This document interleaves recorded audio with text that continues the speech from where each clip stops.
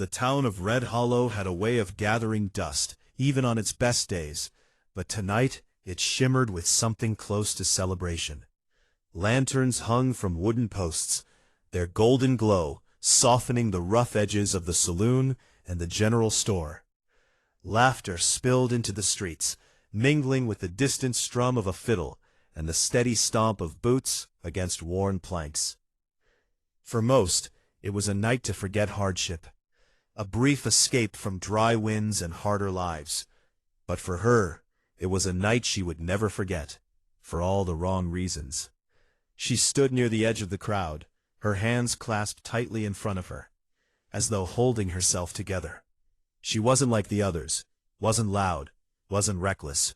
There was a quiet strength in her, the kind forged not in comfort, but in endurance. Her dress was simple, pale blue, carefully mended at the seams. She had chosen it tonight not to impress, but to feel, just for a moment, like she belonged. A group of women nearby whispered and laughed, casting glances her way. Not cruel, not kind, just curious. She was used to that. Then he appeared. Caleb Turner, a man whose confidence was louder than the music and twice as suffocating. He moved through the crowd like he owned it, flashing a grin that others seemed to admire. But there was something sharp behind it, something that made her instinctively step back when his shadow fell across her. "Well now," he drawled, stopping too close, "didn't expect to see you out here tonight." She forced a polite nod, her voice quiet. "It's a town gathering. Everyone's welcome." He chuckled, leaning in just enough to invade her space. "Not everyone knows how to enjoy it." She tried to move past him, but his hand caught her wrist, not rough enough to cause a scene, but firm enough to stop her. Her breath hitched. "Let go," she said, her voice steady despite the rising tension in her chest. But he didn't. Instead, he tilted his head, studying her as though she were something to be claimed, not respected. The music swelled around them, laughter growing louder, yet somehow it all felt distant, muted beneath the pounding of her heart. "Relax," he murmured. "It's just a bit of fun." Before she could react, before she could step back or raise her voice, he pulled her closer. And then it happened. His lips crashed against hers. It wasn't gentle, it wasn't asked for, it wasn't hers to give. For a split second, the world froze. Her body stiffened, her mind scrambling to catch up with what was being taken from her in plain sight. Then the sound returned all at once. Laughter, whistles, someone calling out something she couldn't fully hear. Her hands pushed against his chest, and she stumbled back as he finally released her, grinning like he'd just won something. "There," he said casually, "now you've had your first real kiss." The words struck harder than the act itself. Around them, people watched, some amused, some uncomfortable, none stepping forward. Heat rushed to her face, not the warmth of affection, but the burning sting of humiliation. Her lips trembled, not from desire, but from the shock of something sacred being turned into spectacle. She said nothing. Because what could she say? That it mattered? That it meant something to her? That it was supposed to be hers to choose? The crowd had already decided what it was. A joke, a moment, something to laugh about before moving on. But she couldn't move on. Not like that. Turning away, she pushed through the bodies, ignoring the murmurs that followed her like shadows. Her chest tightened with every step, her breath shallow, uneven. The lantern light blurred as tears threatened. But she refused to let them fall here. Not where anyone could see. Not where he could see. She didn't stop until the music faded behind her, replaced by the quiet whisper of wind brushing against the dry earth beyond the town's edge. Only then did she slow. Her hand rose to her lips, fingertips brushing them, as if trying to understand what had just happened. But there was no understanding, only a hollow ache. It wasn't just a kiss. It was something taken without permission, a moment she had imagined differently, softer, meaningful, hers, and now it was gone. A single tear slipped free despite her effort, tracing silently down her cheek. Behind her, far from the laughter and light, the night stretched wide and indifferent. But somewhere in that darkness, unseen and unnoticed, a pair of watchful eyes had witnessed everything, and unlike the others, they had not laughed. The wind carried the faint echo of laughter from Red Hollow, but out here, beyond the last lantern's glow, the world felt different, quieter, heavier, more honest. She stood alone at the edge of town, where the dry earth stretched into open land and shadows swallowed the last traces of celebration. Her arms wrapped tightly around herself, as though she could shield what remained of her dignity from the memory replaying in her mind. She could still feel it. Not the warmth of it, but the force. Her lips pressed together, as if trying to erase the sensation, but it lingered stubbornly, like dust that refused to wash away. The humiliation burned deeper than she expected. It wasn't just what he had done, it was how easily the world had accepted it. A bitter breath left her. Just a bit of fun, she whispered to herself, her voice trembling now that no one was around to hear it. Is that all it was to them? The question hung unanswered in the night. A soft crunch of gravel broke the silence. Her body tensed instantly. She turned sharply, her heart jumping, but no familiar face greeted her. Instead, a figure stood a few paces away, partially hidden in shadow. Still, watching. For a brief moment, fear flickered through her, but it faded just as quickly when she noticed something different about him. He wasn't moving closer. He wasn't reaching for her. He wasn't smiling. He was simply there. Moonlight shifted, revealing him more clearly, a tall Apache warrior, his presence grounded and calm, as if he belonged more to the land than the town behind her ever could.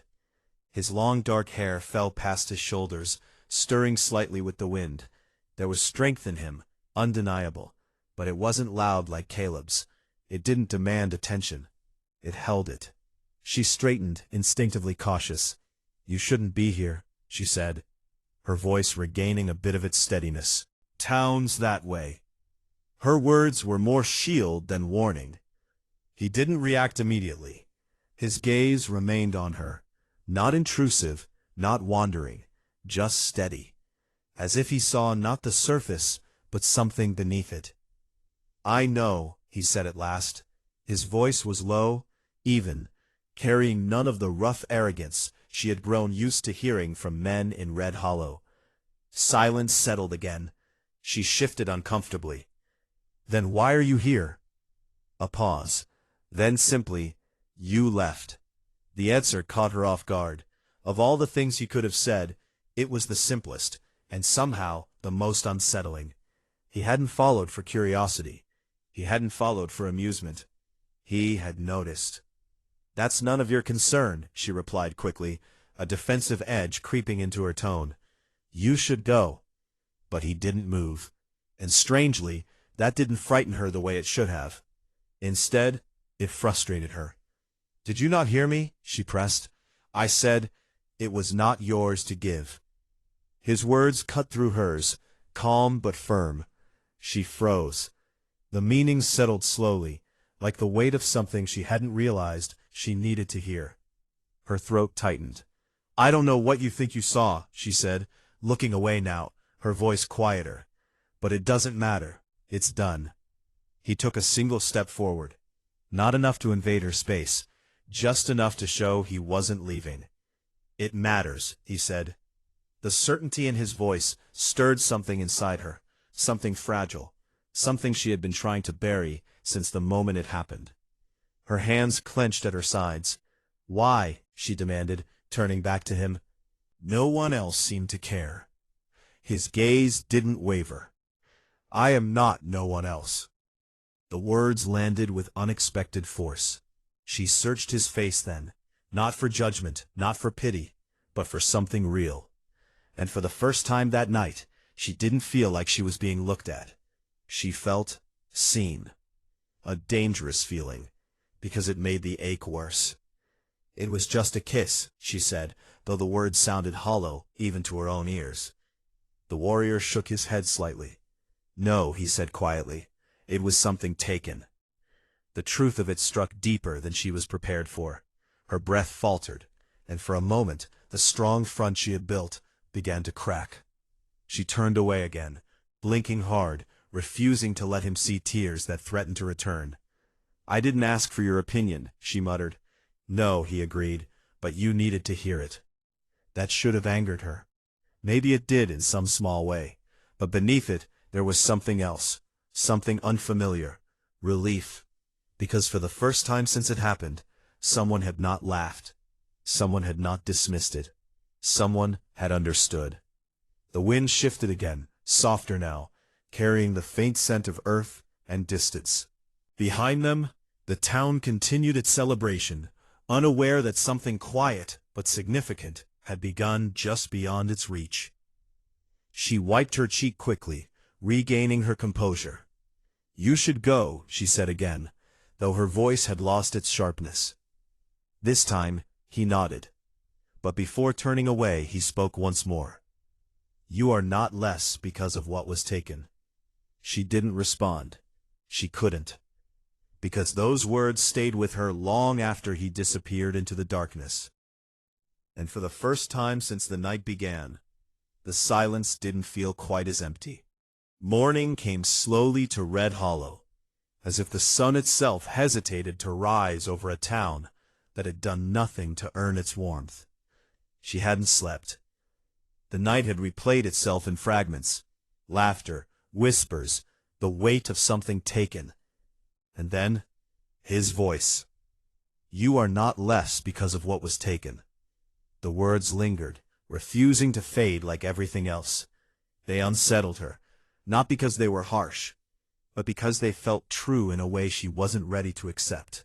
She sat on the small wooden step outside her home, boots untouched beside her, the pale blue dress now folded carefully in her lap. It no longer felt like something meant for belonging. It felt like something that had witnessed too much. A shadow passed briefly across the rising sun. She didn't need to look up to know who it was. "You follow people often?" she asked, her voice tired but steady. "No." The answer came from behind her, calm as ever. She exhaled slowly. "Then I must be special." A pause. Yes, that made her turn. He stood a few steps away, just as he had the night before, close enough to speak, far enough to respect distance. In the daylight he seemed even more grounded, as if the land itself shaped him. There was no hesitation in him, no need to prove anything, and somehow that made her more aware of her own unease. "What do you want?" she asked, standing now, brushing the dust from her skirt. "To see if you are still standing." The simplicity of it caught her off guard again. "I am," she replied quickly. "You can go now." He studied her, not her face, but the way she held herself, the tension in her shoulders, the guarded set of her jaw. "But you are not steady." Her expression hardened. "I didn't ask for your judgment." "It is not judgment," he said. "It is truth." She took a step closer, frustration rising. "You think you know me because you saw one moment? Because you decided it meant something?" "I did not decide," he answered evenly. "You did." That stopped her. For a second she didn't understand. Then the meaning settled, and she didn't like it. "I didn't decide anything," she snapped. You decided it mattered." Silence. Her breath caught. Of course it mattered. That was the problem. That was the part no one else seemed to understand. "It shouldn't have happened," she said, quieter now, her voice threading with something raw. "It was mine to choose." Yes. The agreement came without hesitation. No argument, no dismissal, just certainty. She looked at him then, really looked, not for what he was but for what he was saying. And for the first time, she realized he wasn't trying to fix anything. He was acknowledging it. And somehow, that made it harder to hide from. "So what now?" she asked, her voice softer, uncertain despite herself. "You told me I'm not less. That doesn't change anything." He tilted his head slightly, as if considering the question. "Come," he said. She frowned. "Come where?" But he had already turned, walking away from the edge of town, toward the open land beyond. She hesitated. Every instinct told her not to follow. She didn't know him, didn't trust easily. And yet, something in her resisted the idea of staying exactly where she was. Because staying meant sitting with the same thoughts, the same feeling. And she was tired of it. With a quiet breath, she stepped forward. "Wait," she called. He slowed, but didn't turn. She caught up, keeping a cautious distance. "If this is some kind of lesson," she said, "you should know I don't take orders well." A faint shift crossed his expression, almost amusement, but not quite. "Good," he said, "then you will choose." They walked in silence for a while, the town shrinking behind them until it was nothing more than a cluster of distant shapes. The land opened wide, dry grass brushing against their boots, the horizon stretching endlessly ahead. After some time, he stopped near a small clearing. "There," he said, gesturing to a horse tied loosely to a low branch. She blinked. "You brought me out here for that?" "Yes." "I don't understand." "You will ride." She let out a short laugh, more disbelief than humor. "I don't ride." "You can." "No," she said firmly, "I can't." He stepped aside, giving her a clear path to the horse, but making no move to guide her. "You decide that," he said. Frustration flared again. "This isn't about riding." "It is." She shook her head. "You think putting me on a horse fixes what happened?" "No," he said, "but it shows you something." "And what is that?" "That nothing was taken from your ability to choose." The words settled heavily between them. Her gaze shifted to the horse, calm, unmoving, waiting. "I don't know how," she admitted quietly. "Then learn." She looked back at him. "And if I fall?" "You stand again." No hesitation, no doubt, just truth. The same kind he had offered her the night before. Her heart pounded, not from fear of the horse, but from something deeper.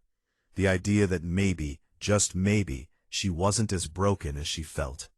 Slowly, she stepped forward, each movement careful, uncertain.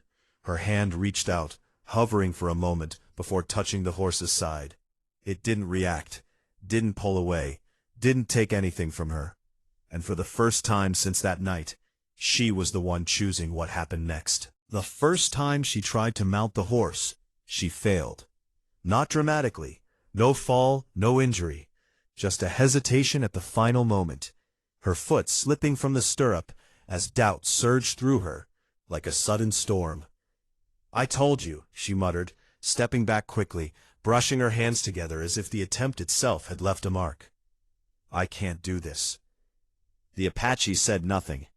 He stood nearby, watching, not with impatience, not with expectation, just watching. That somehow made it worse. "I don't understand what you want from me," she continued, her voice tightening. "Riding a horse doesn't change anything that happened last night." "No," he said calmly, "but what you believe about yourself does." She turned sharply toward him. "And you think this proves something? That I'm suddenly strong because I can climb onto a horse?" "I think," he said slowly, "you are waiting for proof that you are not broken." The word hit harder than she expected. Broken. She looked away immediately, jaw tightening. "I didn't say that." "You did not need to." Silence stretched between them, thick with everything she refused to admit. Her hands clenched at her sides. "You don't know what it feels like," she said, quieter now, but more intense. "To have something taken from you like that. To stand there while everyone watches, like it's nothing." "I know what it is to have things taken," he replied. She hesitated. There was no emotion in his voice, but there was weight. The kind that came from truth, not sympathy. Slowly, she looked back at him. "Then you should understand why this doesn't fix it."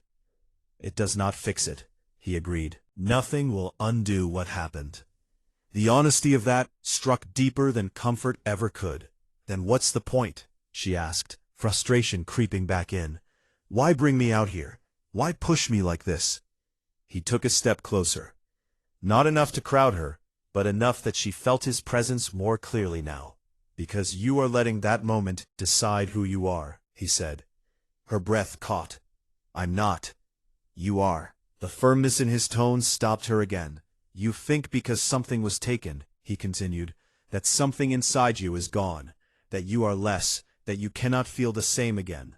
Her throat tightened, because that was exactly what she had been afraid of. I didn't say that, she whispered. You believe it. The truth settled heavily in her chest, and for a moment, she couldn't fight it. Her gaze dropped to the ground. She started, then stopped, her voice faltering. I don't feel the same. The admission was small, but it carried everything. He didn't answer right away. Instead, he stepped back again, creating space between them. Then he gestured once more to the horse. Try again. She let out a breath of disbelief. That's your answer? It is part of it. She shook her head, frustration flaring again. You're impossible. Maybe, he said simply. She stared at him for a long moment, searching for something, an explanation, an argument, anything that would make this easier to understand. But there was nothing, just quiet certainty, and strangely, patience. He wasn't forcing her. He wasn't even asking again. He was waiting. The choice was still hers. Her eyes shifted back to the horse. It hadn't moved, hadn't judged her, hadn't taken anything from her. It simply stood there, steady and calm, waiting, just like him. Her heart pounded as she stepped forward again, slower this time. Fine, she muttered under her breath. One more try. She placed her foot in the stirrup, gripping the saddle tighter this time. Her body tensed, hesitation creeping in again, but she didn't step back. Not this time. With a sharp breath, she pushed herself upward. For a split second she wavered, then she was on, sitting awkwardly, stiff, uncertain, but on the horse. Her eyes widened slightly, surprise flickering across her face. I did it, she said quietly, almost as if she didn't believe it. The Apache gave a small nod. Yes. She looked down at her hands, gripping the reins too tightly. Her body was rigid, her breathing uneven, but she hadn't fallen. She was still there, still in control. Now what? She asked, her voice softer. Now you breathe. She let out a shaky breath, her grip loosening just slightly. The wind brushed against her face, gentler now, cooler. Nothing had changed, and yet something had. I thought it would feel different, she admitted. It will, he said, but not all at once. She glanced down at him, something uncertain, but no longer entirely closed in her expression. You're not going to catch me if I fall, are you? No. Her eyes narrowed slightly. That's reassuring. You will catch yourself.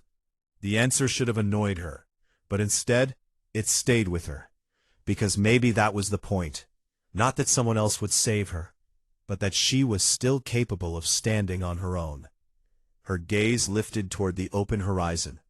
For the first time since the night before, the weight inside her chest felt lighter. Not gone, but shifting. And though she didn't realize it yet, trust had already begun to grow. Not just in him, but in herself. Night returned to the open land with a quiet kind of grace. The sky stretched endlessly above them, deep and dark, scattered with stars that seemed brighter away from the noise of Red Hollow.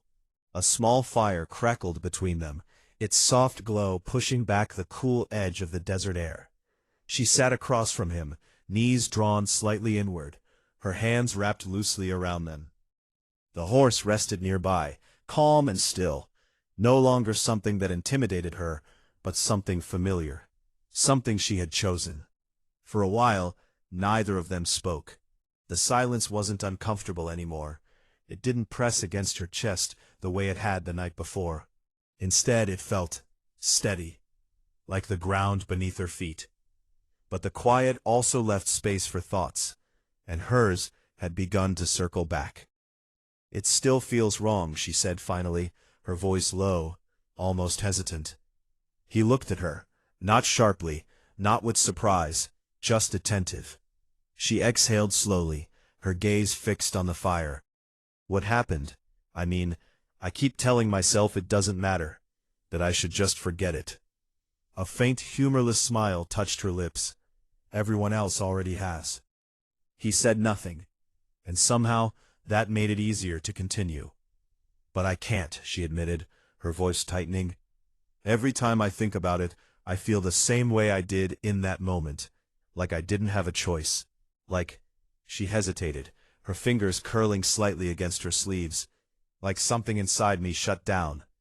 The fire cracked softly, sparks rising into the night. I thought, she continued, quieter now, I thought my first kiss would mean something, that it would feel safe or right. Not like that. Her voice faded. For a moment, the only sound was the wind moving gently through the grass. Then he spoke. It should have been yours. The simple truth of it settled between them. Her eyes lifted to his, searching, almost as if she expected him to add something more. But he didn't. No excuses, no attempts to make it smaller. Just acknowledgement. She swallowed, her throat tightening. I don't know if I can feel that way anymore, she said, the words barely above a whisper, not without remembering. He held her gaze, steady and unwavering. You will, he said. There was no doubt in his voice, and that certainty, more than the words themselves, made something shift inside her.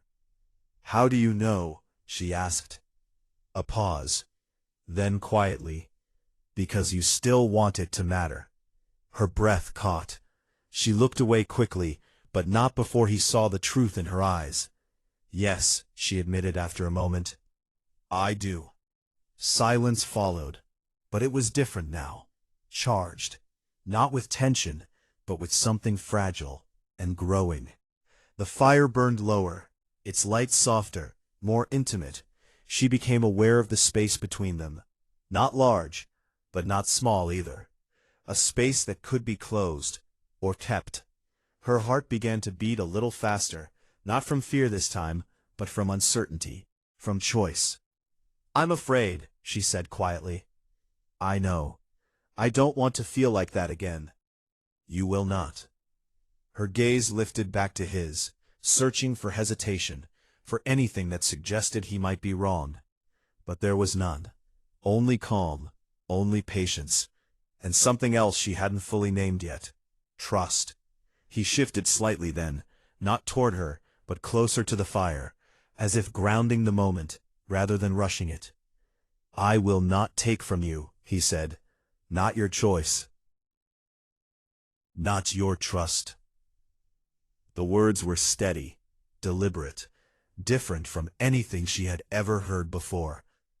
Her chest tightened, not with pain this time, but with something deeper. Something warmer. Slowly, almost cautiously, she shifted closer. Not much, just enough to feel the difference. He didn't move, didn't reach for her, didn't assume. He waited, always waited. Her breath came softer now, more controlled, though her heart still raced. She studied his face, the calm strength, the quiet restraint, the absence of anything that demanded or pressured. It was unfamiliar, but it felt safe. Her voice was barely more than a whisper when she spoke. If, she started, then paused, gathering courage. If I said yes, would you stop if I changed my mind? Immediately. No hesitation, no question. The answer came like truth itself, and that was when she knew. This was different. He was different. This moment was hers. Her hand moved slightly, resting against the ground between them, close enough that if he reached, he could take it. But he didn't.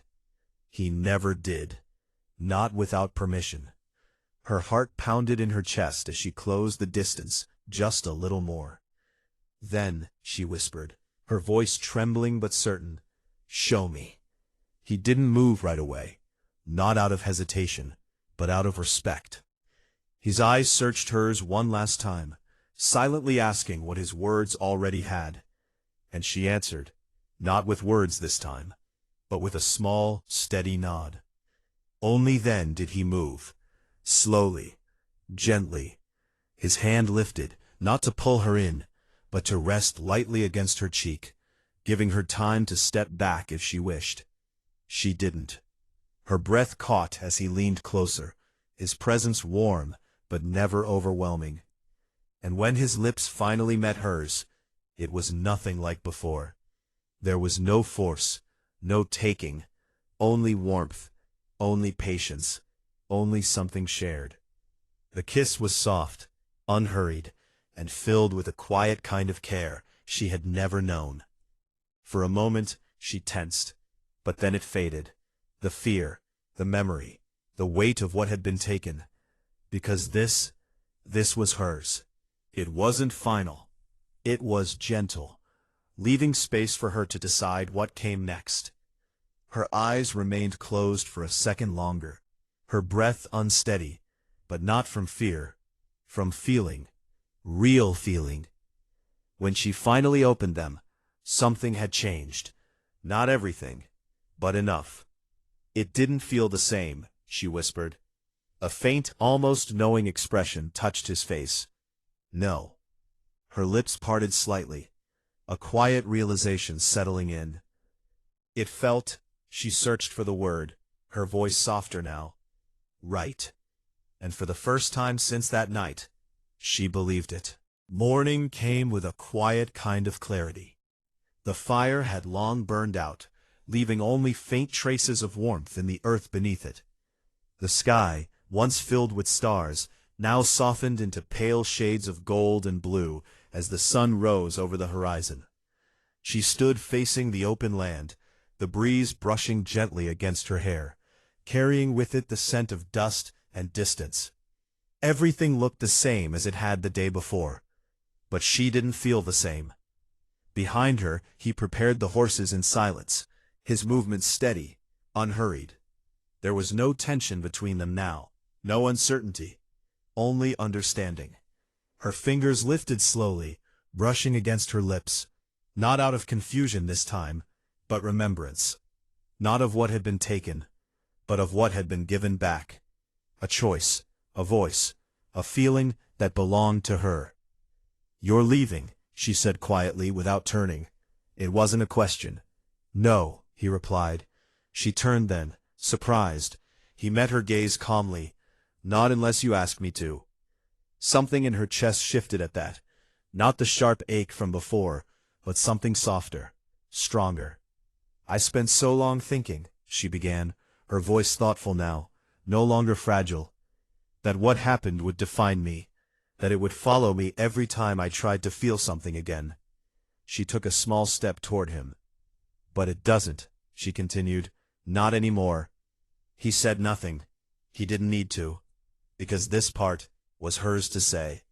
"It mattered," she added, steady and sure. "What he did, it mattered. But it doesn't own me." The words settled firmly between them, carrying a strength that hadn't been there before. Not denial, not forgetting, but understanding. He gave a slight nod, as if acknowledging something earned. "Good," he said. She let out a quiet breath, a faint smile touching her lips. Not wide, not careless, but real. "I think I was waiting," she admitted. "Waiting for someone to fix it, to make it feel like it never happened." "And now?" he asked. Her gaze met his, steady and clear. "Now I know that's not how it works." She stepped closer, closing the distance fully this time. "You didn't fix it," she said. "You didn't try to erase it." "No," he said. "You showed me something else." His expression remained calm, but there was a quiet depth in his eyes now, something that reflected back what she had found in herself. "What did you see?" he asked. She paused, searching for the right words. "Choice," she said finally. "Respect, patience." Her voice softened slightly, "and something worth trusting." The wind moved gently around them, carrying the quiet of the open land. Behind them, Red Hollow still stood, unchanged, still filled with the same people, the same whispers, the the same careless laughter. But it felt distant now, unimportant. "They'll still talk," she said after a moment. "Yes. They won't understand." "No." She held his gaze, then gave a small shrug. "I don't think I need them to." The words came easily, naturally, and that was how she knew they were true. For the first time, she wasn't measuring herself by what others thought. She wasn't shrinking. She wasn't holding herself together just to survive the moment. She was standing in it, fully. He studied her for a moment longer, then reached for the reins of one of the horses, but paused, waiting, always waiting. Her lips curved slightly at that. "You can stay," she said. It wasn't hesitation. It wasn't fear. It was a choice. His hand relaxed on the reins. "Then I stay." Simple, certain. She stepped closer again, this time without uncertainty, without the weight she had carried before. Her hand lifted, resting lightly against his arm. Not testing, not questioning, just choosing. He didn't move to take it. He let her. The contact was small, but it meant everything, because this time it was hers to give. Her gaze drifted once more toward the horizon, where the sun had fully risen now, casting light across the land in soft golden waves. A new day. Not untouched by what had come before, but not controlled by it either. She smiled faintly, more to herself than to him. Love, she realized, wasn't something that could be taken. Not truly. It wasn't force. It wasn't possession. It was something built, moment by moment, choice by choice. And now, she finally understood how it was meant to feel.